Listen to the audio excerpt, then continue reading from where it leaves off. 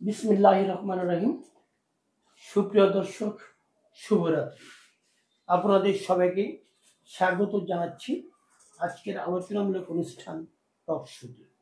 মানবিক সংগঠন বিবেক কুমিল্লার সৌজন্যে আজ আমাদের নিয়মিত টক শো 223তম পর্ব। প্রিয় দর্শক, আজকে আমরা একটি শিক্ষামূলক বিষয় রেখেছি। আজকে আমাদের বিষয় হলো আন্তর্জাতিক পর্যায়ে মোকাবিলা করতে হলে ইংরেজি শিক্ষার কোনো বিকল্প নেই। আমরা জানি যে ইংরেজি আমাদের একটি বিদেশি ভাষা, কিন্তু বর্তমানে আমাদেরকে বহির্বিশ্বের সাথে তাল মিলিয়ে চলতে হলে সত্যি ইংরেজির কোনো বিকল্প নেই। কিন্তু বারবারই ইংরেজির জন্য আমরা প্রতিনিয়ত হোঁচট খাচ্ছি। কেন আমরা হোঁচট খাচ্ছি? আমাদের গ্লোবালাইজেশনের এই যুগে দক্ষতা, যোগাযোগ, শিক্ষা, চাকরি সব ক্ষেত্রেই আমাদের ইংরেজি গুরুত্বপূর্ণ বিষয় হয়ে দাঁড়িয়েছে। এই গুরুত্বপূর্ণ বিষয় নিয়ে আজকে আলোচনা করার জন্য আমাদের অনুরোধে সাড়া দিয়ে তিনজন অভিজ্ঞ বিশিষ্ট শিক্ষক আমাদের স্টুডিওতে উপস্থিত হয়েছেন। প্রিয় দর্শক, আমি প্রথমে আপনাদেরকে পরিচয় করে দিচ্ছি। আমার ডানে যিনি আছেন, ইনি হচ্ছেন ডক্টর মোহাম্মদ নাইম আলিমুল হায়দার। ইনি সহযোগী অধ্যাপক ও বিভাগীয় প্রধান, আইন বিভাগ, ওয়েস্ট কুমিল্লা। আমার সর্বডানে যিনি আছেন, ইনি হচ্ছেন জনাব হাসান মাহমুদ তারেক, প্রতিষ্ঠাতা ও পরিচালক, স্মার্ট টক একাডেমি। আমার বায়ে যিনি আছেন, ইনি হচ্ছেন জনাব জয়নাল আবেদিন, প্রভাষক, ইংরেজি বিভাগ, রূপসী কলেজ। স্যার, আমি আপনাদের তিনজনকেই অভিনন্দন জানাচ্ছি, স্বাগত জানাচ্ছি। সম্ভবত তিনজনই আমাদের স্টুডেন্ট আজকে প্রথম। তো প্রিয় দর্শক, আপনারা সবাই জানেন, তারপর আমি বলে দিচ্ছি, আমাদের টক শোতে বিষয়ের উপরে আপনারা যদি কোনো প্রশ্ন করতে চান তাহলে ফেসবুক পেজ কুমিল্লার জমিনে আপনারা যে কোনো প্রশ্ন করতে পারবেন। আমরা চেষ্টা করব বিশিষ্ট এই শিক্ষাবিদদের মাধ্যমে আপনাদের জানার আগ্রহটি আমরা জানানোর জন্য। তাহলে আমি আর দেরি করছি না। প্রিয় দর্শক, আমি প্রথমে ডক্টর মোহাম্মদ নাইম আলিমুল হায়দার স্যার, আপনাকে দিয়ে যদি আমি শুরু করতে চাই যে বর্তমান বিশ্ব ব্যবস্থায় ইংরেজি ভাষার গুরুত্ব আপনি কিভাবে ব্যাখ্যা করবেন? ডক্টর মোহাম্মদ নাইম আলিমুল হায়দার। ধন্যবাদ জানাচ্ছি কুমিল্লার জমিনকে আমাকে আমন্ত্রণ জানানোর জন্য আজকের এই টক শোতে। আজকের এই টক শোর যে প্রতিপাদ্য বা যে আলোচনার যে বিষয়বস্তু নির্ধারণ করা হয়েছে, যে বর্তমান বৈশ্বিক প্রেক্ষাপটে ইংরেজি ভাষার গুরুত্ব বা তাৎপর্য অনেকখানি, এবং আসলে যে ইংরেজি ভাষা ছাড়া আমরা আসলে কতটা বর্তমান সময় নিজেদেরকে টিকিয়ে রাখতে পারবো, ওই বিষয়গুলোই কিন্তু আজকের আলোচনার মূল প্রতিপাদ্য বিষয় বা মূল থিম হিসাবে কাজ করছে। তো যেই প্রশ্নটা করা হয়েছে যে বর্তমান প্রেক্ষাপটে ইংরেজি ভাষা ছাড়া আমরা আসলে কতদূর এগিয়ে যেতে পারি বা নিজেদেরকে সার্ভাইভ করতে পারি, তো এই ক্ষেত্রে প্রথমেই বলতে হয়, যদিও আমরা এখন এই বাংলাদেশে 90% উপরেই কিন্তু বাংলা ভাষাভাষী মানুষ, আমরা বাংলা ভাষায় কথা বলি, বাংলায় লিখি, এবং আমাদের কিন্তু একটা ঐতিহ্য আছে, ইতিহাস আছে যে আমরা ভাষার জন্য প্রাণ দিয়েছি। বাংলা ভাষা আমরা অনেক রক্তের বিনিময়ে আজকে আমরা বাংলা ভাষাকে আমরা পেয়েছি, এবং অবশ্যই বাংলা ভাষার প্রতি আমাদের সেই শ্রদ্ধা বা সম্মান আছে বা রক্ষা করার চেষ্টা করি আমরা। এবং আমাদের অফিসিয়াল ভাষাটাও কিন্তু বাংলা, অফিসিয়াল বা স্কুল কলেজ বিভিন্ন জায়গায় কিন্তু বাংলা ভাষার প্রাধান্য আমরা লক্ষ্য করি। কিন্তু আমরা যদি বর্তমান প্রেক্ষাপটে চিন্তা করি, আমরা শুধু বাংলাদেশ, এখন এরকম একটা সময় শুধু বাংলাদেশ প্রেক্ষিতে চিন্তা করলেই হবে না, আমাদের কিন্তু আসলে এগিয়ে যেতে হলে বিশ্বের উন্নত রাষ্ট্রগুলোকেও আমাদেরকে বিবেচনায় রাখতে হবে যে পৃথিবীতে যে রাষ্ট্রগুলো তারা উন্নত শিখরে পৌঁছে গিয়েছে, তারা কিভাবে পৌঁছে গিয়েছে। তো এখনকার সময় আমরা যদি বলি অর্থনীতি, সামাজিক ব্যবস্থা, সংস্কৃতি, রাজনীতি, সকল ক্ষেত্রকে যদি বিবেচনা করি, ইংরেজি ভাষার গুরুত্ব আমি অবশ্যই বলবো যেটা তাৎপর্য বা গুরুত্ব অনেকখানি।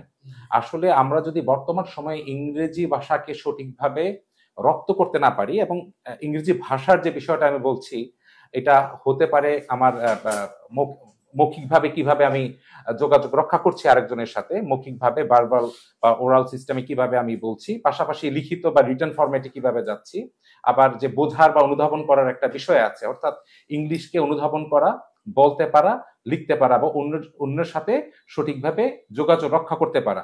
তো এই সামগ্রিক বিষয়গুলো আসলে দেখা গিয়েছে যে আমরা এই বিষয়গুলোকে যদি সঠিকভাবে আমরা মানে অর্জন করতে না পারি, দক্ষতা, আমি অবশ্যই ইংরেজি ভাষার দক্ষতাকে অবশ্যই একটা আলাদা একটা তাৎপর্য দিচ্ছি যে এটা অবশ্যই একটা স্কিল বা দক্ষতা ইংরেজি ভাষার বিষয়টি। হ্যাঁ, তো সেই ক্ষেত্রে ইংরেজি ভাষার দক্ষতা ছাড়া বর্তমান প্রেক্ষাপটে আমরা যদি সরকারি, বেসরকারি বা আন্তর্জাতিক পরিমণ্ডলে আমরা যদি আমাদের কেরিয়ার ডেভেলপ করতে চাই বা আমাদেরকে যদি প্রতিষ্ঠিত করতে চাই সামাজিক, রাজনৈতিক, সাংস্কৃতিক বিভিন্ন ভাবে হতে পারে, তো সেই ক্ষেত্রে আমার মনে হয় ইংরেজি ভাষার বিকল্প নেই। কারণ আমরা যদি লক্ষ্য করি, আমরা উচ্চশিক্ষার যে প্রতিষ্ঠানগুলো আছে, আমরা যদি বিভিন্ন ধরনের পাবলিক এবং প্রাইভেট ইউনিভার্সিটিগুলোর কথা বলি, সেখানে কিন্তু মিডিয়াম অফ ইনস্ট্রাকশন হচ্ছে ইংলিশ। এবং ইদানিংকালে আমরা দেখতে পাবো যে ইংরেজি ভাষার মানে প্রয়োজনীয়তা, ইংরেজি ব্যবহারের প্রয়োজনীয়তার কারণেই অনেক অভিভাবকরা কিন্তু এখন তাদের সন্তানদেরকে তারা ইংরেজি মাধ্যম স্কুলে ভর্তি করাচ্ছেন, ইংলিশ ভার্সন বা ইংলিশ মিডিয়াম স্কুলে ভর্তি করাচ্ছেন। কারণ তারা বুঝতে পেরেছে যে সামনের দিনগুলোতে ইংরেজি ভাষার দক্ষতা ছাড়া সামনের বিকল্প নেই। জি, ধন্যবাদ। আর আমি আবার আপনার কাছে জনাব হাস মাহমুদ আরে এই স্যার বলেছেন যে ইংরেজি ছাড়া কোনো বিকল্প নেই, কিন্তু আমরা কিন্তু এও জানি যে আমাদের এই পারমাণবিক শক্তিধর রাষ্ট্র, বহির্বিশ্ব অত্যন্ত প্রতাপশালী রাষ্ট্র চীন, মানে আরো অনেক দেশ আছে, কিন্তু চীন কিন্তু ইংরেজিতে অত্যন্ত কাঁচা এবং আবার তার নিজস্ব মাতৃভাষা ব্যবহার করে কিন্তু গোটা বিশ্বে তার একটা স্থান করে নিয়েছে।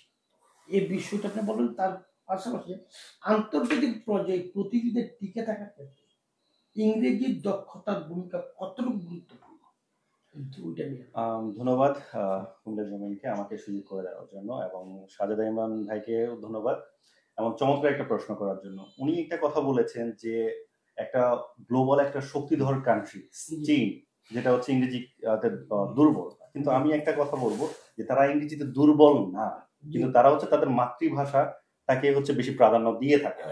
তারা বাধ্য করতেছে যে আপনি যদি আমাদের দেশে সার্ভাইভ করতে চান তাহলে হচ্ছে আমাদের দেশের ভাষা ব্যবহার করে করবেন। এবং তারা এই জিনিসটা কিন্তু একদিনে এস্টাবলিশড করেননি, তারা কিন্তু আস্তে আস্তে করেছে। তো এই জিনিসটা আমরা যদি দেখি যে ওরা কিন্তু ইংরেজিটা জানে এবং বোঝে, এবং আমি যদি কম্পেয়ার করি বাংলাদেশ থেকে অনেক বেটার জানে। তো এটা কেন দরকার? এই যে ধরেন আপনি পারমাণবিক শক্তি এটা যদি করতে চান তাহলে আপনাকে দেখতে হবে আর্টিকেলস বলেন অথবা যে বই অথবা যে কোর্সেস গুলো আছে সবগুলো কিন্তু ইংলিশে আসবে। তো যদি বাংলাদেশও যদি ইন ফিউচার কখনো যদি তারা চায় যে হচ্ছে একটা পারমাণবিক শক্তিধর দেশে পরিণত হতে চায় তাহলে সব বই কিন্তু ইংলিশে, তো তাদের কিন্তু বাধ্যতামূলক ভাবে ইংরেজিটা বুঝতে হবে। আর আমাদের যে সমস্যাটা থাকে আমরা পড়তে পারলেও বলতে পারি না, প্রকাশ করতে পারি না, এই যে একটা সমস্যাটা আছে, এই সমস্যার কারণে দেখেন মোস্ট ইম্পর্টেন্ট অ্যাক্টিভিটি যে এই যে দেখেন আমরা যদি গ্লোবাল কান্ট্রিজের সাথে তুলনা করি, অন্যান্য দেশ আমাদের থেকে ধরেন হচ্ছে যদি আমরা ডেভেলপমেন্টের দিক থেকে যদি লোয়েস্ট কান্ট্রি হিসাব করে, অন্যান্য দেশ কিন্তু বাংলাদেশের তুলনায় ভালো একজন ভালোভাবে ইংরেজিতে বলতে পারে, বুঝতে পারে, কিন্তু বাংলাদেশ এই জায়গায় কিন্তু অনেকটা পিছিয়ে আছে। তার একমাত্র কারণ হচ্ছে আমরা ছোট থেকে শুধুমাত্র পড়তে জানি বাট বলে প্র্যাকটিস করি না। একটা প্রশ্ন আমি অলওয়েজ ইয়ে করি, আমরা দেখি যে বিভিন্ন বাবা মা তার বাচ্চাকে এটা বলে ইয়ে করে যে সে জিনিসটা জানে কিন্তু আপনার সামনে বলতে পারে না। তো আমার একটা কথা হচ্ছে যদি আমি জানি তাহলে যদি আমি বলতে না পারি তাহলে সে জানার আমার দরকারটা কি, অথবা সেই জানার আমার লাভটা কি থাকে? তো সেম ওয়েতে যদি আমরা ইংরেজিটা অনেক ভালো করে জানি, বুঝি, কিন্তু আমরা যদি এটা প্রকাশ করতে না পারি, যখন একটা ফরেনার কথা বলে সেই কথাগুলো যদি আমরা বুঝতে না পারি তাহলে তো হচ্ছে তার থেকে যে জ্ঞানটা আমরা অর্জন করতে পারবো সেটাকে আমরা নিতে পারবো না। সো একটু ইন্টারফেয়ার করি, এই যে বললেন যে সে জানে বলতে পারে না, এই যে বলতে না পারার পেছনে কি শিক্ষকদের কিছু দায় আছে? শিক্ষকদেরকে আমি দায়ী কিছুটা ক্ষেত্রে এখন বর্তমান ক্ষেত্রে কিছুটা ক্ষেত্রে করবো, আবার কিছু ক্ষেত্রে করবো না। কারণ আমরা যখন ছোট থাকতে আমরা শিখে এসেছি, আমাদেরকে কিছু জিনিস শিখিয়েছিল আমাদের শিক্ষকরা, তারাও যে তখন আমরা বলবো যে ভুল শিখিয়েছেন না। এই ক্ষেত্রে একটু আমি সাপ্লিমেন্ট করতে যাচ্ছি যে এখানে শিক্ষকদের দায় কতটা। তো আমরা যদি আমাদের এডুকেশন সিস্টেমটাকে দেখি, ভালো করে লক্ষ্য করি, বা স্বাধীনতা উত্তর যে ব্যবস্থাটাকে দেখি, আমরা আগে আমাদের বাপ দাদা বা তাদের আগের প্রজন্মকে দেখি, তারা কিন্তু ভালো ইংলিশে বলতে বা লিখতে পারতো। কিন্তু স্বাধীনতা পরবর্তী সময় দেখা গিয়েছে যে একটা অনার্স মাস্টার্স করা ছেলেও কিন্তু ইংরেজিতে কথা বলতে গেলে জড়তা কাজ করতে লিখতে পারছে না। তো আমার যেটা মনে হচ্ছে আমাদের প্রাইমারি লেভেলের যে সাধারণত একটা শিশু সন্তান সে প্রাইমারি লেভেল থেকে কিন্তু ডেভেলপ হয়ে উপরে উঠে আসে। তো আমার যেটা মনে হয় আমাদের প্রাইমারি শিক্ষার পদ্ধতির একটু মানে হয়তো গলদ বা একটু লেকিংস আছে, সীমাবদ্ধতা আছে, যার কারণে এই শিশু বয়স থেকেই ইংরেজির ক্ষেত্রে একটা জড়তা থেকে যায়, যা পরবর্তীতে কন্টিনিউ করতে থাকে এবং এটা পরবর্তীতে এক ধরনের সমস্যা মনে করি আমি। জি স্যার, এটার সাথে আমি একমত। কারণ হচ্ছে আমরা যদি আমাদের জড়তাটা শুরু থেকে যদি না করতে পারি, আস্তে আস্তে জিনিসটা কি বলা হয় আরো বড় হয়। যেমন একটা উদাহরণ থাকে যে আমি 100 গ্রামের একটা গ্লাস যদি এভাবে ধরে রাখি, 1 মিনিট হলে আমার কাছে তেমন কিছু ফিল হবে না। 10 মিনিট ধরে রাখলে হাত ব্যথা করা শুরু করবে। 1 ঘন্টা 2 ঘন্টা রাখলে মনে হবে যে 100 গ্রামটাই আমার কাছে 100 কেজি মনে হবে। তো সেম জিনিসটা ছোট থাকতে যদি আমরা আমাদের জড়তাগুলো কাটাতে না পারি, তাহলে আমাদের বড় হতে হতে আস্তে আস্তে এটা অনেক বড় হয়ে যাবে। এবং এই যে আপনার গ্লোবাল সাকসেসের ক্ষেত্রে আমরা যে বাধাটা পাচ্ছি, যেমন আমরা যদি পার্শ্ববর্তী দেশ ধরি ইন্ডিয়ার অনেক স্টুডেন্টস কিন্তু হয়তো অনেকে বলবেন ইন্ডিয়ার মানুষ বেশি এই জন্য সাকসেস বেশি, বাট আমাদের মানুষ তো কম না।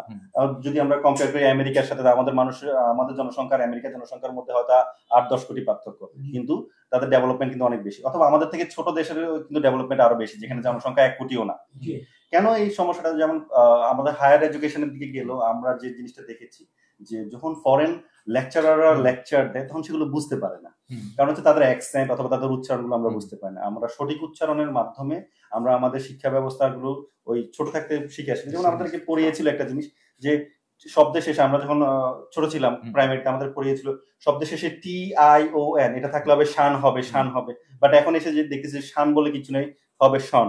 তারপরে TIAL এটা থাকলে বলতো যে শিয়াল হবে, বাট শিয়াল বলতে কিছু আসলে কিন্তু ইংরেজিতে নেই, এটা হবে ইনিশিয়াল এসেনশিয়াল, এটাও শ হবে। সো এই জিনিসগুলো আমরা হয়তো তখন আমাদের একটা লিমিটেশন ছিল, বাট এখন তো যে গ্লোবালাইজেশন হয়েছে, কোভিড এর সময় থেকে ধরে হিসাব করুন যে কখনো আমরা এখন লাইভ করতেছি, কখনো চিন্তা করি না যে এরকম কিছু একটা হবে, লাইভে অনলাইনে ক্লাস করতে পারবো, এগুলো কিন্তু আমরা চিন্তা করি, কিন্তু এখন এগুলো এসেছে। তারপরেও যদি আমরা আমাদেরকে ডেভেলপ করতে না পারি, আমরা যদি আমাদেরকে এখনো আগের অ্যানালগ সিস্টেমে রেখে দেই, তাহলে হয়তো দেখা যাবে ইন ফিউচারও আমরা সেই সফলতাটা পাবো না যেটা আমরা চাচ্ছি। ধন্যবাদ। আবার আমি আপনাদের জানাবি দিন যে আমাদের এই নাঈম আলিমুল হায়দার স্যার আবার একটি কথা মানে সাপ্লিমেন্ট করেছেন যে প্রাইমারিতে আমাদের গ্রোথ না। তো এই যে প্রাইমারিতে আমাদের গ্রোথ, এই গ্রোথ তো আমরা জন্মের পর থেকে শুনে আসছি। আমি যদি ভুল না করি আমার দাদার দাদরে একই কথা বলে আসছি। তো এই গ্রোথটা নিয়ে আর আমরা অতটুকুভাবে এই তথ্য প্রযুক্তির বিকাশের এই যুগে এইটা আমরা কিভাবে সার্ভে করবো, আশেপাশে আপনার কাছে জানতে চাইবো বাংলাদেশ ইংরেজি শিক্ষার বর্তমান চ্যালেঞ্জগুলো কি জানা রাখবে। ওকে, ধন্যবাদ দৈনিক কুমিল্লার জমিন, এবং ধন্যবাদ উপস্থাপক আপনাকে আমাকে কথা বলার সুযোগ করে দেওয়ার জন্য। আপনার প্রথম বিষয়টা ছিল প্রাইমারি স্কুলে গলদ। হ্যাঁ, আমি স্যারের সাথে এই বিষয়ে কিছুটা একমত যে আমাদের প্রাইমারি লেভেল সেটা একেবারে রুট লেভেল।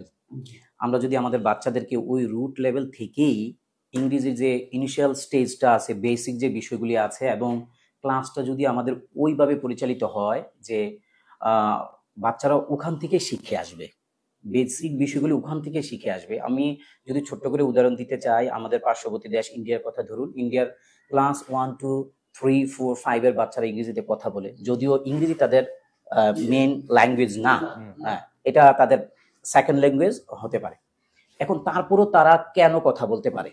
নিশ্চয়ই তাদের এই রুট লেভেলটাকেই ওই দেশের এডুকেশন সিস্টেমে গুরুত্বটা বেশি দেওয়া হয়েছে, যে ওই জায়গা থেকে যদি আমরা আমাদের ওই বাচ্চাদেরকে তুলে ধরতে পারি, বাচ্চাদের মূল যে বিষয়টা আছে ওই বিষয়টা যদি বাচ্চাদেরকে বুঝিয়ে দিতে পারি, তাহলে আস্তে আস্তে যখন তারা অ্যাডভান্স লেভেলে যাবে তখন ওই প্রবলেমটা ফেস করবে না।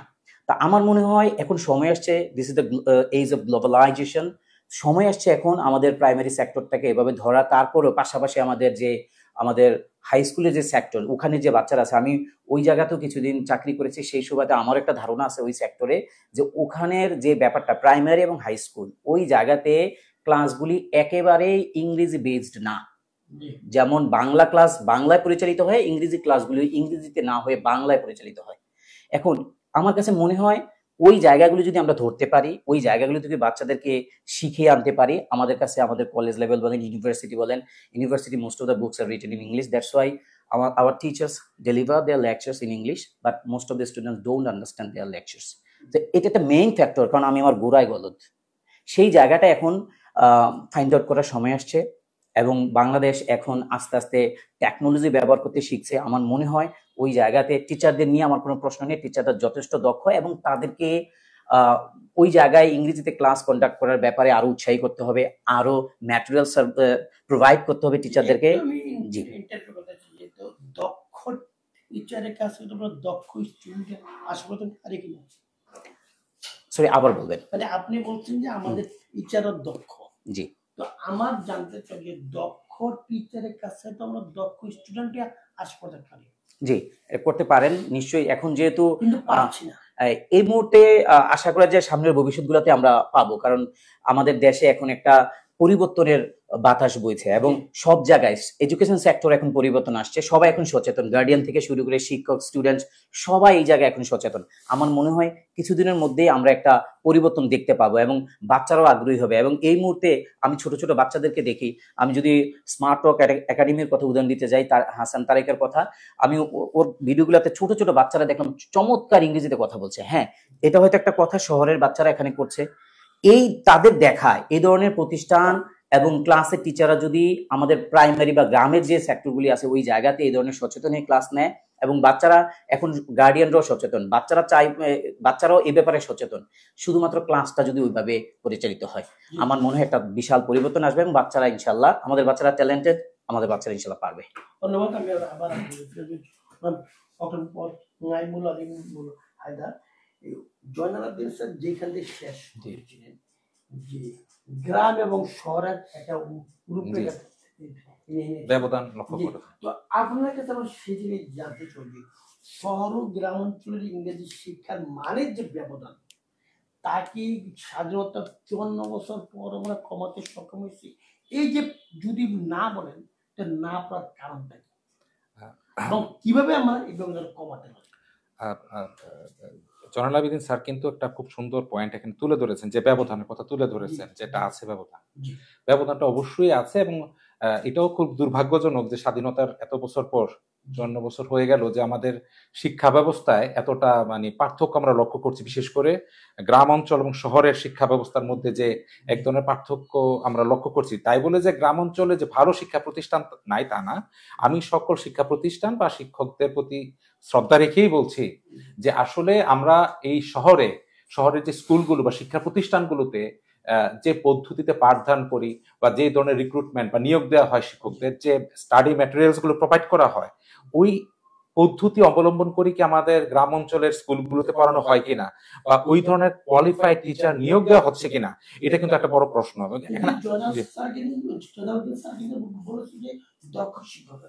দক্ষ শিক্ষক আছে কিন্তু দক্ষ বলতে আসলে আমরা পুরাতন জ্ঞান ধারণা নিয়ে ধরেন শিক্ষা প্রতিষ্ঠান চালানো হচ্ছে, কিন্তু আমরা আজকে আলোচনা দেখেছি যে গ্লোবালাইজেশনের এই সময়ের মধ্যে আমরা এখন চতুর্থ শিল্প বিপ্লবের মধ্যে আছি। আমাদেরকে কিন্তু আমাদের স্কিল দক্ষতা মানে আমাদের বৃদ্ধির দিকেই থাকতে হবে, উপরের দিকেই থাকতে হবে। অবশ্যই আমাদের শিক্ষকরা দক্ষ, কিন্তু আমার যেটা মনে হয় এই বর্তমান সভ্যতা গ্লোবালাইজেশনের যুগে যে পদ্ধতি প্রক্রিয়া অনুসরণ করে আমাদের গ্রাম অঞ্চলে বা আমাদের যে শহরের বাইরের যে শিক্ষা প্রতিষ্ঠানগুলো আছে সেখানকার শিক্ষা পদ্ধতি, পাঠদান পদ্ধতি এবং স্টাডি ম্যাটেরিয়ালস এবং পুরোপুরি ব্যবস্থাপনা একটু ঢেলে সাজানোর একটা বিষয় আছে বলে আমি মনে করি। আবার নতুন করে তাদের রিথিঙ্ক করতে হবে যে আসলে যে পদ্ধতিতে আমরা পাঠদান করছি পদ্ধতি বা প্রক্রিয়া আসলে সঠিক কিনা। আমি এই জায়গায় একটু অ্যাড করতে চাই স্যার, আমি এই জায়গায় দক্ষ টিচারদের বিষয়টা তুলে ধরছি এই কারণে, বর্তমানে যে টিচারদেরকে প্রাইমারি লেভেলে নিয়োগ দেওয়া হচ্ছে, আমারই কিছু বন্ধু আছে যারা কুমিল্লা ইউনিভার্সিটি থেকে পড়েছে, ঢাকার ভালো ভালো প্রাইভেট পাবলিক ইউনিভার্সিটিগুলো পড়েছে, এই মুহূর্তে তারা কিন্তু প্রাইমারি স্কুলে জয়েন করেছে। এই কারণে বলেছি যেহেতু এদের মতো মেধাবী ছেলেমেয়েরা প্রাইমারি স্কুলে জয়েন করেছে, এখন নিশ্চয়ই একটা পরিবর্তন আসবে। এবং আমি দু একজনের সাথে কথা বলে বুঝতে পেরেছি যে তারা তাদের যেই প্রধান শিক্ষক আছে, এদের সাথে কথা বলে ওখানের যে সনাতন পদ্ধতি, যে সিস্টেম, এই সিস্টেমের বিরুদ্ধে কথা বলা শুরু করেছে। তারা বলতে শুরু করেছে যে সিস্টেমটাকে চেঞ্জ করতে হবে, আমাদের মতো করে সাজাইতে হবে, তাহলে একটা পরিবর্তন আসবে। আরেকটা কিন্তু ইতিবাচক আছে স্যার, একটু আমি আপনাকে বিষয় বলি যে এখন কিন্তু বিসিএস এর নন ক্যাডারদের কিন্তু জি জি স্কুলগুলোতে দেওয়ার একটা কিন্তু জি জি জি। তো এই ক্ষেত্রে আমি একটু সাপ্লিমেন্ট করি। স্যার যেটা বলেছেন যে বিগত কয়েক বছর যাবত কিন্তু অনার্স মাস্টার্স পাস করা ছেলেমেয়েরা ইউনিভার্সিটি পুরো পাস করা ছেলেমেয়েরা এখন শিক্ষা প্রতিষ্ঠানগুলোতে যাচ্ছে।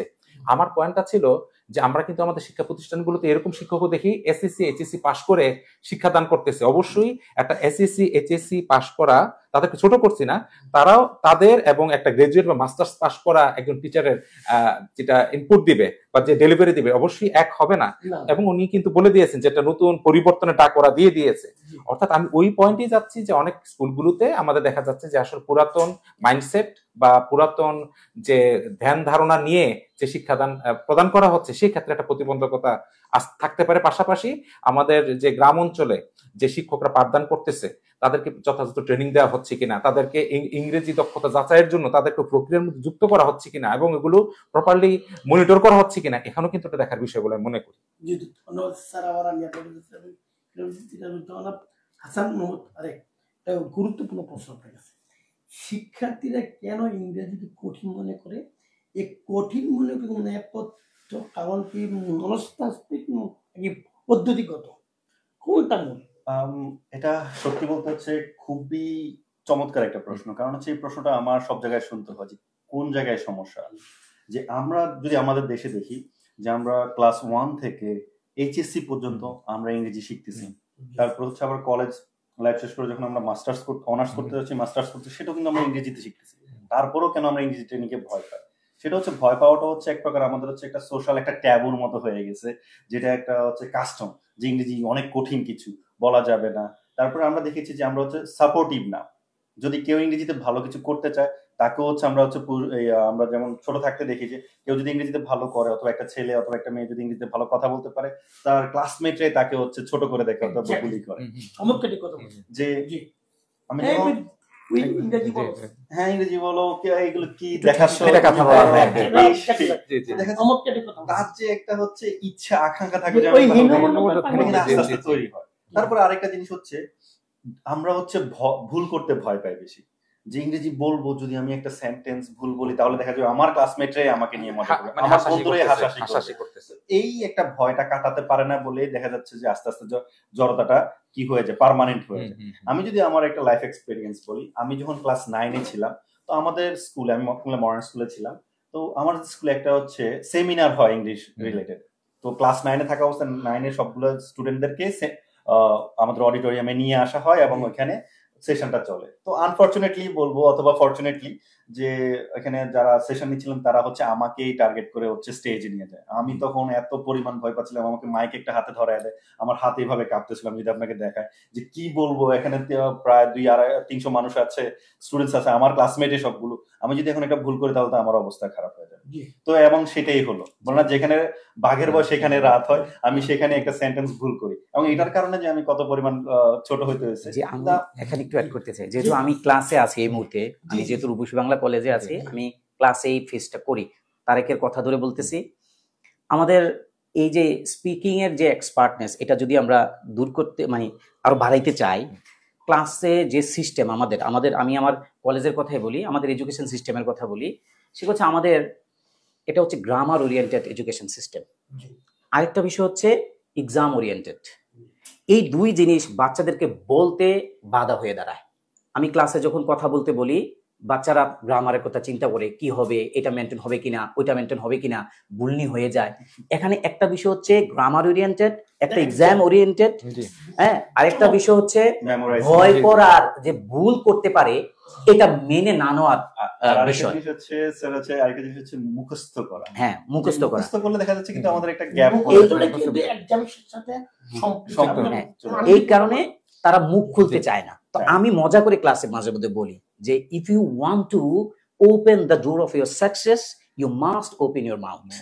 তুমি যদি মুখ না খুলো, তোমার সফলতার দরজাও খুলবে না। তুমি ইংরেজিতে কথা বলতে চাও, তোমাকে মুখ খুলতে হবে। আর তুমি চুপ করে আমার কথা বুঝতেছো কিন্তু বলতেছো না, এটা হতে পারে না। হবে না। এর জন্য আমার আরেকটা স্লোগান আছে ক্লাসে, আমি বলি যার আছে ইংরেজির ভয় তার জন্য ইংরেজি নয়। তো এই ভয়টা যদি কাটাতে চাও তুমি কথা বলো, কথা বলতে হবে। ভুল করো কথা বলো, তুমি সব কিছুকে বাদ দিয়ে দাও, শুধু ভুল করো কথা বলো। এই কথা বলতে বলতে একটা সময় তুমি ভালো কথা বলা শিখে যাবে। আর আরেকটা বিষয় হচ্ছে, আগেই বলেছি যে এই সিস্টেমগুলি আমাদের গ্রামার ওরিয়েন্টেড যে সিস্টেম, এই সিস্টেমটাকে থেকে যদি আমরা বের হতে না পারি, আমার মনে হয় this will be the main barrier to speak English. কিন্তু আমি স্যার একটা জিনিস আপনার কাছে আমি বলতে চাই, এই যে আপনার যে গ্রামার এবং এক্সাম, হ্যাঁ আমরা কিন্তু দেখেছি এই জন্য কিছু কিছু আমাদের শিক্ষকরা কিন্তু কম দায়ী নয়। আমরা দেখেছি একসঙ্গে বলতো যে আচ্ছা তোরা ইংরেজি 33 পা, হ্যাঁ ছিল তখন আমাদের সময় আর কি, হ্যাঁ আমি 92 তোর 33 পা, আর অন্যদিন 33 করে চলে। এই যে 33 করে চলে, এই যে একদম বেশি ইংরেজি, যার কারণে কিন্তু আজকে আমাদের এই অবস্থা। এবং সে দৃষ্টিকোণ থেকে আমি যদি মানে যদিও শিক্ষার সাথে এখন আমার সরাসরি সম্পৃক্ততা নেই, কিন্তু এখনো অনেক শিক্ষক আছে একই আমি একটু ইন্টারাপ্ট করবো যে আমি হচ্ছে একটু প্রাইমারি লেভেলের এডুকেশনের ইয়ের সাথে জড়িত ছিলাম স্কুলে। তো সেখানে আমি একটা জিনিস দেখেছি যে হচ্ছে এখন আপনি যেটা বলেছেন 33, এখন সেটা 33 না হয়ে গেছে 100। তো এখন হচ্ছে কে 100 পাচ্ছে সেটা নিয়ে হচ্ছে হইচই হচ্ছে, কিভাবে 100 পাচ্ছে সেটা দেখতেছে না। আমার কাছে যখন হচ্ছে গার্ডিয়ানরা মাঝে মধ্যে বলতো, আমি বলতাম যে আপনি যখন আপনার বাচ্চার খাতাটা দেখেন, সেখানে যখন দেখেন যে তার পুরো খাতার মধ্যে 10 থেকে 15টা বানান ভুল আছে, তারপরও সে 100 পেয়েছে, এটা নিয়ে কেন আপনি টিচারকে বলেন না যে সে তো এখানে 10 থেকে 15টা বানান ভুল করেছে, সে জায়গায় কি তার 1 নাম্বারও আপনার কাটা উচিত ছিল না?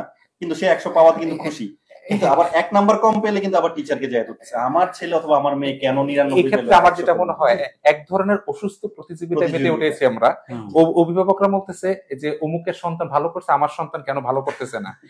যে একটু আগে বললেন যে 100 পাইছে, 100 পাওয়াটাই কি সব, কিন্তু সে কতটা স্কিল বা দক্ষতা অর্জন করতে পেরেছে ওটা কিন্তু আসলে কেউ দেখতেছে না। তো আমার মনে হয় যে ধন্যবাদ হাজার স্যারের কাছে, আমাদের এই সারাস্তির সহযোগী অধ্যাপক এই সারাসি ডিগ্রি কলেজের রাহুল প্রশ্ন করেছেন যে ইংরেজিকে প্রাথমিক ও মাধ্যমিক পর্যায়ে ভীতির কারণে উচ্চ মাধ্যমিক পর্যায়ে এসে ফলাফল খারাপ করে, এ ব্যাপারে আপনার মন্তব্য কি?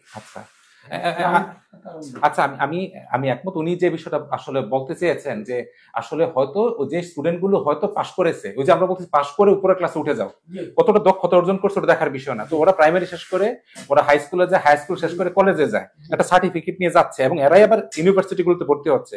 ওই দুর্বল ভিত্তি নিয়ে কিন্তু ইউনিভার্সিটি লেভেলে এসে বিভিন্ন কোর্সে অনার্সে ভর্তি হয় এবং ওখানে কিন্তু দেখা যাচ্ছে বিশেষ করে পাবলিক বা প্রাইভেট ইউনিভার্সিটি গুলোতে এখন কিন্তু ইংরেজিতেই সবকিছু করতে, প্রেজেন্টেশন দিতে হয়, ক্লাস টেস্ট রিটেন সবকিছু। ওইখানে গিয়ে যথারীতি তারা ব্যর্থ হচ্ছে বা যেরকম তাদের রেজাল্ট হওয়ার কথা বা যে পারফরমেন্স হওয়ার কথা তারা কিন্তু দিতে পারছে না। ওই যে তারা স্কুল বা কলেজ লাইফেই তাদের ওই ভিত্তিটা দুর্বল ছিল, ওটার ফলাফলটা কিন্তু আসলে উচ্চ শিক্ষার মাধ্যমে আমরা দেখতে পাচ্ছি যে আসলে হয়ে যাচ্ছে। আমি একটু এই ব্যাপারে অ্যাড করতে চাই। সেই সুবাদে আমি যেহেতু একটা প্রাইভেট কলেজে আছি, রূপসী বাংলা কলেজ, ওই কলেজে আমরা আমাদের ল্যাঙ্গুয়েজ ক্লাব নামে ক্লাব রেখেছি ইংরেজির জন্য। যে বাচ্চারা আমাদের এখানে আসে এবং তারা ইংরেজিতে দুর্বল, আমরা ক্লাস এবং ল্যাঙ্গুয়েজ ক্লাব দুইটার সমন্বয়ে বাচ্চাদেরকে ইংরেজিতে আরো দক্ষ করার জন্য আমরা বিশেষ ব্যবস্থা রেখেছি, ক্লাসের ব্যবস্থা রেখেছি, আলাদা প্রোগ্রামের ব্যবস্থা রেখেছি, তারপরে তাদেরকে উৎসাহ দেওয়ার জন্য মাঝে মাঝে সেমিনারের ব্যবস্থা রেখেছি। তো আশা করি আমাদের এই পর্যায়ে যদি চলতে থাকে, এই প্রক্রিয়া যদি চলতে থাকে, আশা করি আমাদের লেভেলে যারা আসবে তারা কিছুটা এর থেকে রক্ষা পাবে এ বলে আমি ধন্যবাদ। আমি এবার হাজার স্যারের কাছে জানতে চাই যে শুধু বই পড়াশোনার বাইরে ইংরেজি শেখাতে কি ধরনের ইন্টারপ্রেটিভ পদ্ধতি কার্যকর? আচ্ছা, চমৎকার একটি প্রশ্ন করেছেন।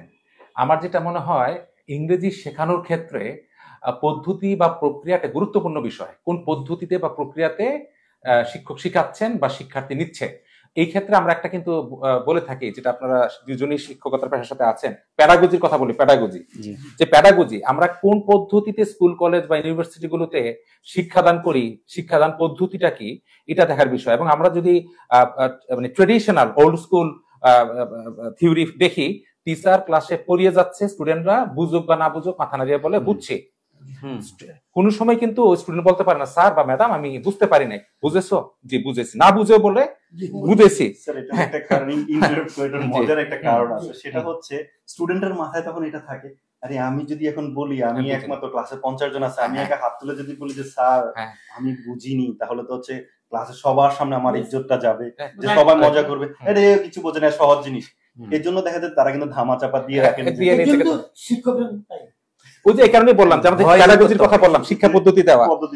এই আমার মতে স্কুল থেকে শুরু করে ইউনিভার্সিটি লেভেলে যে শুধু মুখস্থ নির্ভর কমানো দরকার। আমরা এই ক্লাসে টিচার পড়াচ্ছে, স্টুডেন্ট লিখতেছে, এখানে আসলে ইন্টারঅ্যাক্টিভ হচ্ছে না। যে ক্লাস পার্টিসিপেশনের যে বিষয়, খালি টিচারই পার্টিসিপেট করতে, স্টুডেন্টরা চুপচাপ বসে থাকতেছে, ওয়ান ওয়ে ট্রাফিক।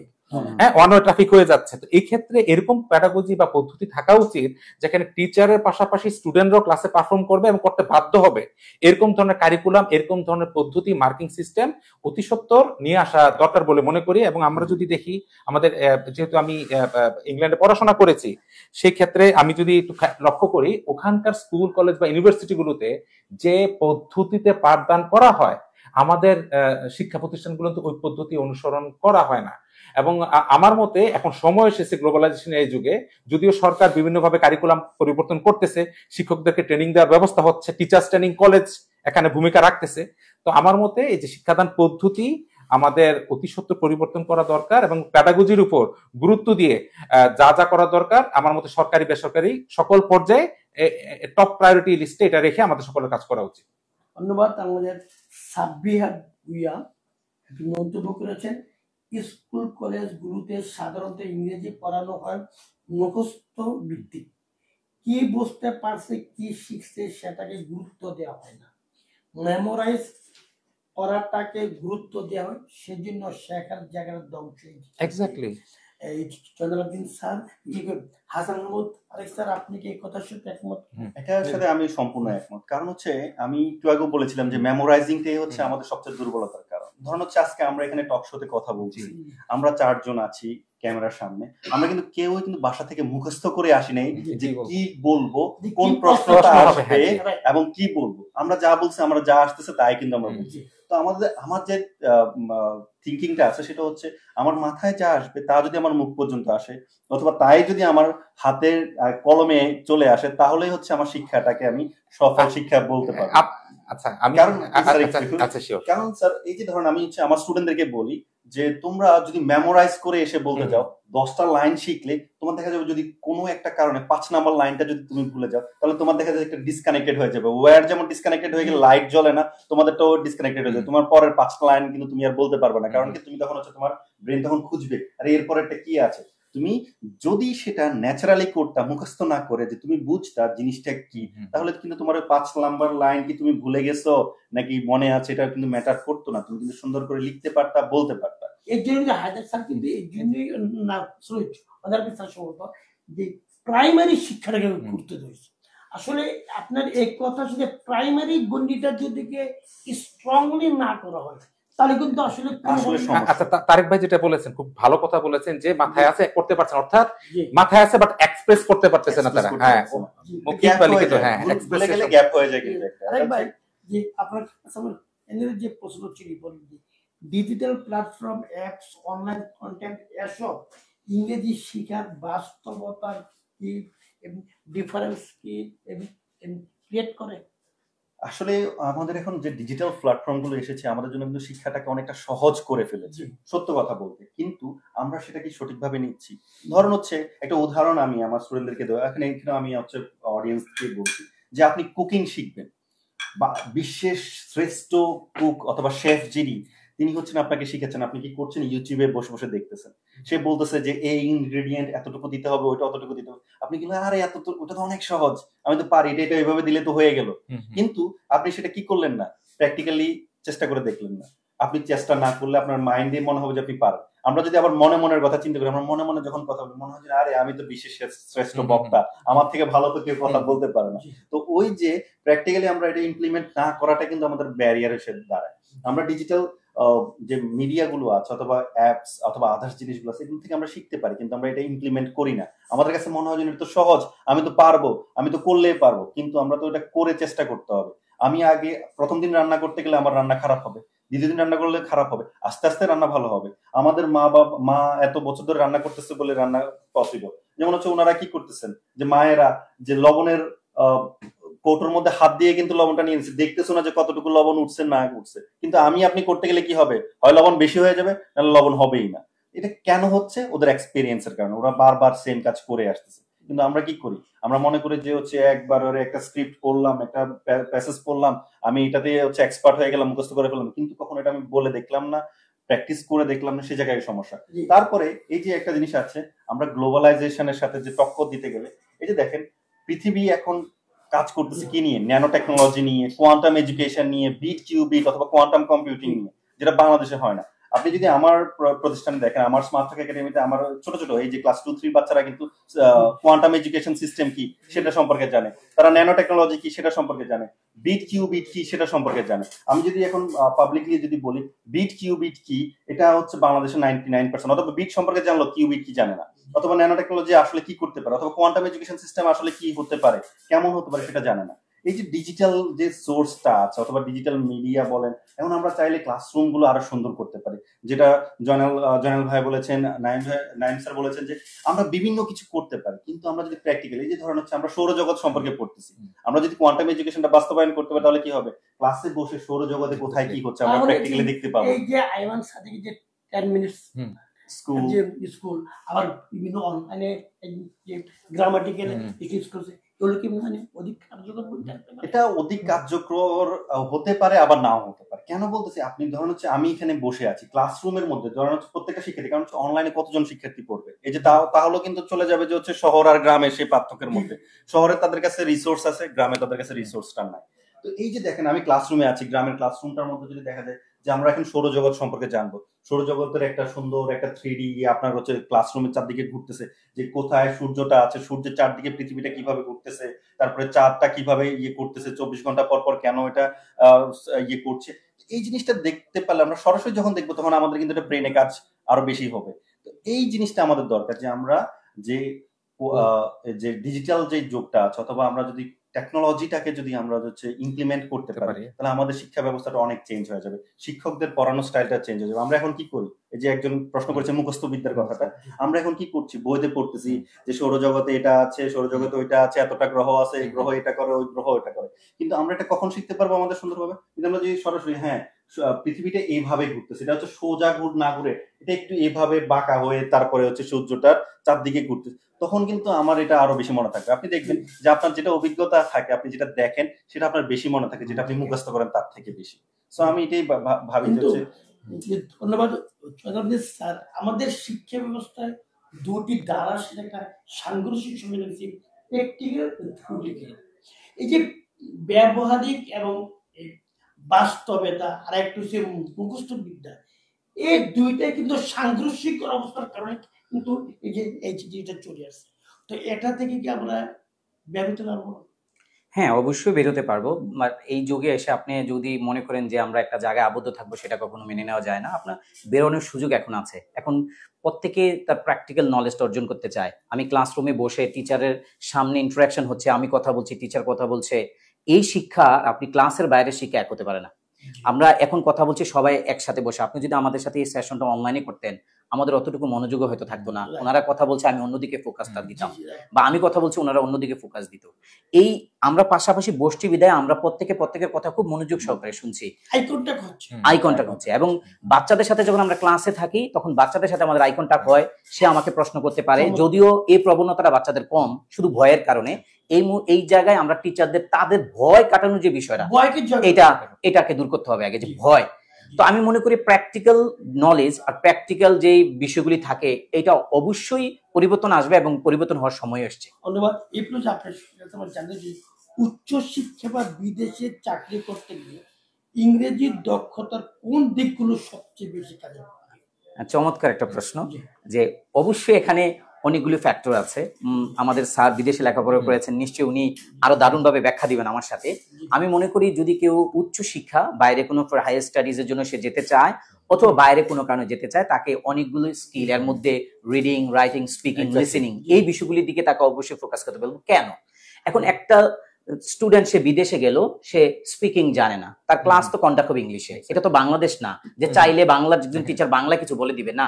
যেখানে আমাদের দেশে আমাদের প্রাইভেট ইউনিভার্সিটিগুলি এখন সম্পূর্ণ ক্লাসটা ইংরেজিতে কন্ডাক্ট করে, ইদার সেটা অন্য কোনো সাবজেক্টের হোক।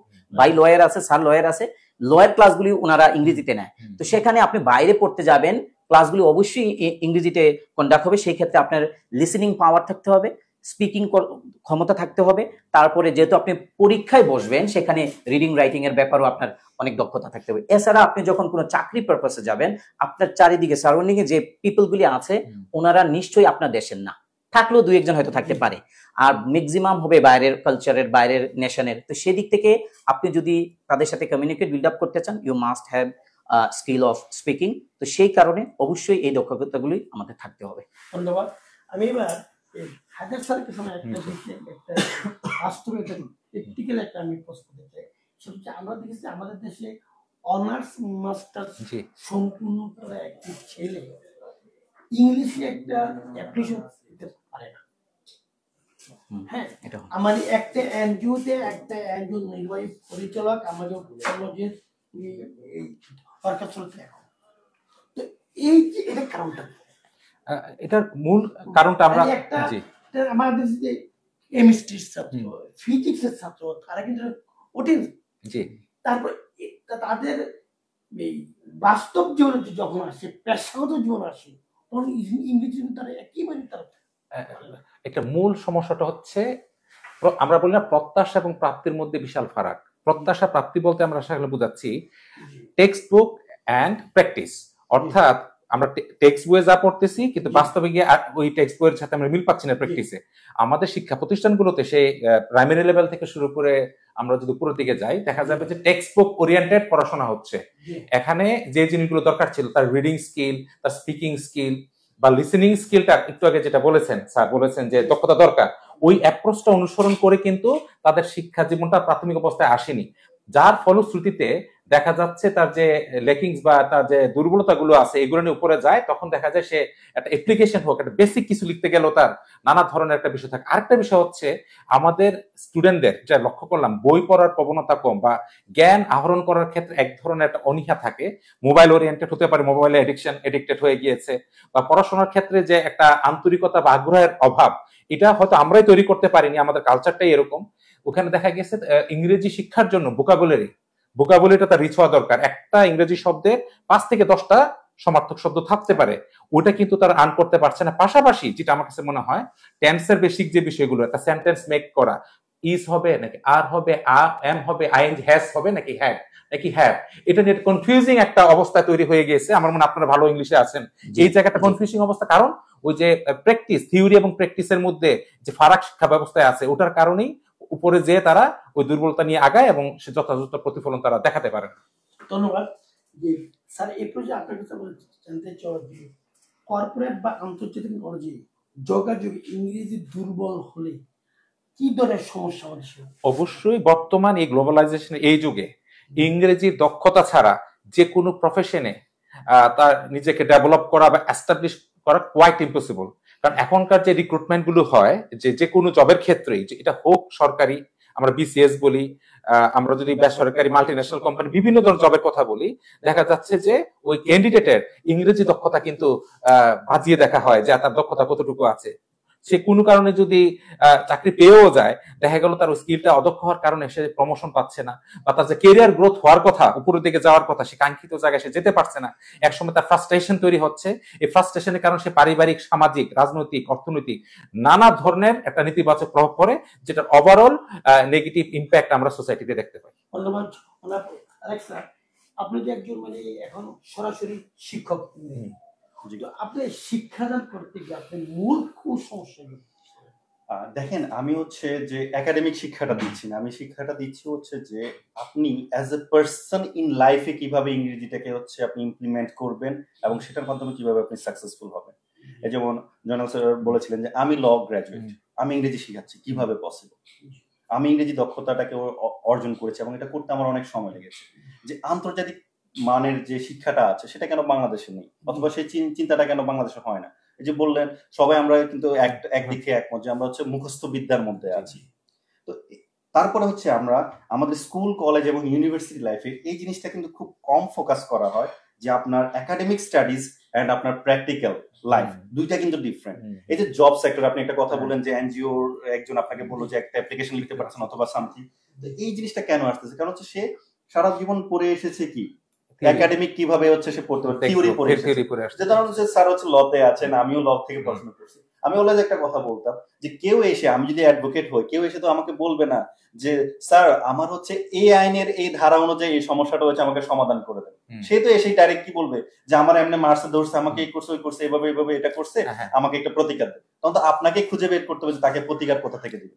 তো আপনি যদি সারা জীবন খালি সেকশন মুখস্থ করে যান, ধারা মুখস্থ করে যান, তাহলে আপনি যখন হচ্ছে ওই জায়গায় আসবেন প্রতিকার কোথেকে খুঁজবেন? আপনি কি ধারা খুঁজতে পারবেন? কারণ ধারার সাথে কি মিলবে না। তো আমি যে সেক্টর থেকে শিখাচ্ছি, এই যে ধরুন আমি বলেছি যে আমার স্টুডেন্টসরা এখন কোয়ান্টাম এডুকেশন সিস্টেম নিয়ে জানে, তারা কোয়ান্টাম কম্পিউটিং নিয়ে জানে, তারা জানে যে হচ্ছে কিভাবে হচ্ছে কি বলে যে ন্যানো টেকনোলজি কি সেটা সম্পর্কে জানে। এই যে দেখেন ওদেরকে আমি সবসময় বলি যে তোমরা যা জানো বলার চেষ্টা করো, বলতে বলতে ভুল হবে বাট ভুলটা থেকে একদিন শিখতে পারবা। এবং প্রেজেন্টেশন কিভাবে দিতে হবে, আমরা আই কন্টাক্ট নিয়ে কথা হয়েছে যে টিচারদের সাথে অথবা আমরা একটা অডিয়েন্সের সামনে কথা বলতে হবে, আমরা অনেক সময় দেখা যাচ্ছে যে ওই আকাশের দিকে তাকায় কথা বলি, নাহলে হচ্ছে মাটির নিচে তাকায় অথবা এদিক ওদিক তাকায় কথা বলি, আমরা আই কন্টাক্ট কিন্তু করতে পারি না। তারপর হচ্ছে আমাদের বডি ল্যাঙ্গুয়েজ, আমরা কেউ কিন্তু হাত এভাবে পিছনে দিয়ে কথা বলি, কেউ হাত পকেটের মধ্যে দিয়ে কথা বলি, এগুলো কিন্তু একটা ফর্মাল অ্যাপ্রোচ না। স্যারকে একটা প্রশ্ন করেছিলেন কর্পোরেট অথবা যে বাইরের দেশের ইয়েটা, এই জিনিসগুলো কিন্তু খুব দরকার। আপনি দেখবেন যে বিভিন্ন কর্পোরেট সেক্টরে কিন্তু সবগুলো কিন্তু হাই কোয়ালিফাইড মানুষজনে আসে, কিন্তু তাদেরকে কিন্তু ট্রেনিং দেওয়ানোর জন্য কিন্তু এখন লক্ষ লক্ষ টাকা খরচ করতেছে যে কিভাবে কর্পোরেট বিহেভিয়ার করবে। ধন্যবাদ। যে আমাদের রেড ক্রিসেন্ট সোসাইটি কুমিল্লা ইউনিটের সাধারণ সম্পাদক জামিল আহমেদ খন্দকার, আপনাদের সবাইকে শুভকামনা। স্যার আপনার কাছে শেষবার মতো আসা, বাংলাদেশের আগামী প্রজন্মকে বৈশ্বিক প্রতিযোগিতার জন্য প্রস্তুত করতে ইংরেজি শিক্ষায় কোন পরিবর্তনগুলো সবচেয়ে জরুরি আপনি মনে করেন? একেবারে ছোট করে। চমৎকার একটি প্রশ্ন। আসলে বাচ্চাদেরকে যদি আমরা বৈশ্বিক প্রতিযোগিতার জন্য প্রস্তুত করতে চাই, অবশ্যই তাদেরকে ডর ভয়হীন একটা ক্লাস উপহার দিতে হবে এবং আমাদের ওই গ্রামার ওরিয়েন্টেড সিস্টেম থেকে বের হতে হবে। বাচ্চাদের সামনে আমাদের যত সম্ভব লিসেনিং স্পিকিং স্কিল বাড়ানোর জন্য যত পদক্ষেপ নেওয়া যায় সেটা নেওয়া যেতে পারে এবং তাদেরকে বুঝাইতে হবে যে English is not a subject, it's a language. এটা তুমি ভাষা হিসেবে শিখো, সাবজেক্ট হিসেবে শেখার দরকার নেই। এবং তুমি মনে করতে পারি ইংরেজিটাকে ভাষা হিসেবে না, এটাকে আপনি একটা দক্ষতা স্কিল হিসেবে শিখেন, তাহলে বেশি কাজে লাগবে। আমি লাস্টে একটু বলতে চাই, ইংলিশটাকে আমার যেটা মনে হয় একটা লাইফস্টাইল এবং কালচার হিসেবে নিয়ে নিতে হবে সবাইকে, যে আমার ডেইলি লাইফস্টাইল এবং কালচার এবং লাইফস্টাইল হিসেবে আমাদের জীবনের সাথে ওতপ্রোতভাবে একেবারে মর্নিং থেকে নাইট আমাদের সাথে ইংরেজিটাকে লাগিয়ে দিতে হবে এবং আমাদের ধরতে হবে যে পৃথিবীর সফলতার যে চাবিটা ওইটা হচ্ছে ইংরেজি। এখন কিন্তু আমাদের মধ্যে ইংরেজিটাই হচ্ছে পরীক্ষা পাস করা। যদি আপনি সফলতার দরজাটা খুলতে চান তাহলে আপনার ইংরেজির চাবিটা লাগবে। ধন্যবাদ। আমি স্যার আপনাকে যে আপনাকে আমি শেষ করতে চাই যে শিক্ষার্থীদের ইংরেজিতে আত্মবিশ্বাস বাড়াতে শিক্ষক ও অভিভাবকদের ভূমিকা কি হবে? একটু আগে আমি যে বিষয়টা বললাম, যেটা লাইফস্টাইল ডেইলি লাইফস্টাইলে নিয়ে আসতে হবে। শুধু শিক্ষা প্রতিষ্ঠানে গিয়েই সে ইংরেজি চর্চা করবে এটাতে হবে না, তার ফ্যামিলিতে তার পিতা মাতা সাপোর্ট দিতে হবে, ঘরে প্র্যাকটিস করতে হবে, ইংরেজি নিউজ পেপার পড়তে হবে, ইংরেজি মুভি, ইংলিশ মানে পুরো সকাল থেকে রাত পর্যন্ত বিভিন্ন ইংরেজি ম্যাটেরিয়ালস বা কালচারের সাথে তার আপ টু ডেট থাকতে হবে। এবং যে কথা গ্রামার থেকে বেরিয়ে নতুন মডার্ন কোন উপায়ে ইংলিশটাকে রপ্ত করার ব্যবস্থা নিতে হবে। জি, আমি আরেকটু বলতে চাই এখানে, সেটা হচ্ছে আমাদের ইংলিশময় একটা পরিবেশ তৈরি করতে হবে টোটালি। যে ইংরেজি শিখতে হলে পরিবেশটাই তাই লাগবে। এখানে ঢুকলেই আপনাকে ইংরেজিতে কথা বলতে হবে, ক্লাসে ঢুকলেই শুধু বিষয়টা এরকম নয়, আপনার চারপাশ পুরো এনভায়রনমেন্ট আপনার ইংলিশময় করতে হবে। তাইলে আমাদের মধ্যে থেকে ওই ইংরেজি শিখার যেটা ভয় সেটা চলে যাবে। আশা করি আমাদের আমরা হচ্ছে ছোট বাচ্চাদেরকে হচ্ছে দেখি যে জন্মের পর থেকে ওরা কিছু দুষ্টুমি করতে খাচ্ছে না, ওদেরকে মোবাইল ধরে দিচ্ছি, বাংলা কার্টুন দেখতেছে অথবা হচ্ছে হিন্দি কার্টুন দেখতেছে। তো ওদেরকে এটা না দেখি আমরা কিছু সুন্দর কিন্তু কার্টুন আছে যেগুলো হচ্ছে ইংরেজি শেখার জন্য অনেক প্রয়োজন। যেমন হচ্ছে একটা কার্টুনের নাম আমি বলবো, পেপা পিগ একটা কার্টুন আছে, সেটা দেখলে কিন্তু যে কেউ, শুধু ছোট বাচ্চারা না বড়রাও কিন্তু ডেইলি যে অ্যাক্টিভিটিস গুলো আছে সেটার মাধ্যমে খুব ইজিলি শিখতে পারবে। ওই বাচ্চা যদি ছোট থেকে শিখে আসে, কারণ আমরা একটা জিনিস বিলিভ করি যে 6 থেকে 7 বছরের মধ্যে আপনি একটা বাচ্চাকে 6 থেকে 7টা ভাষা নেটিভ এবং মাতৃভাষার মতো করে শেখাতে পারবেন। তো আমি বলবো যে হচ্ছে কিছু ইংলিশ রিলেটেড কন্টেন্ট যদি আমরা শুরু থেকে দেই, বাচ্চাদের হাতে মোবাইল পরিবার থেকে পরিবার করে, তাহলে দেখা যাবে ওদের জন্য কিন্তু ইংরেজি চিন্তাটা কিন্তু চলে আসবে। একেবারে এটাকে ফান হিসেবে নিতে হবে, ফান, ভাষাটাকে ফান, এটা কঠিন ভাবা যাবে না, তাহলে আশা করি এটা পরিবর্তন আসবে ইনশাআল্লাহ। একটি কথাই যে আজকে আমরা আমাদের তিনজন অভিজ্ঞ শিক্ষকদের কাছে যেটি জানলাম, যারা যতক্ষণ পর্যন্ত ইংরেজি ভাষাটাকে আমরা আমাদের সংস্কৃতির একটি মাধ্যম হিসেবে আমরা গ্রহণ না করবো, ততক্ষণ পর্যন্ত আমরা ইংরেজিতে স্কিল ডেভেলপ করার কথা সেটা কিন্তু অর্জিত হবে। জি ধন্যবাদ নাইম, আলিমুল, হায়দার স্যার, ধন্যবাদ হাসান আরেক স্যার, ধন্যবাদ জয়নুদ্দিন স্যার। এই অর্ধেক শীতের রাতে, এখন পুরোপুরি শীত আসেনি, অর্ধেক শীতের রাতে কষ্ট করে আমাদের স্টুডিওতে আসার জন্য আপনাদেরকে ধন্যবাদ জানাচ্ছি। ধন্যবাদ দর্শক। আমি খুব আশঙ্কিত ছিলাম আমার সহকর্মীরা যে ইংরেজি ভাষা নিয়ে টক শো তো অনেকেই দেখবে না, কিন্তু আমি দেখলাম যে প্রায় ১,৫০০, কিন্তু আমরা ইতিমধ্যে আমাদের দর্শক আমাদেরকে দেখেছেন।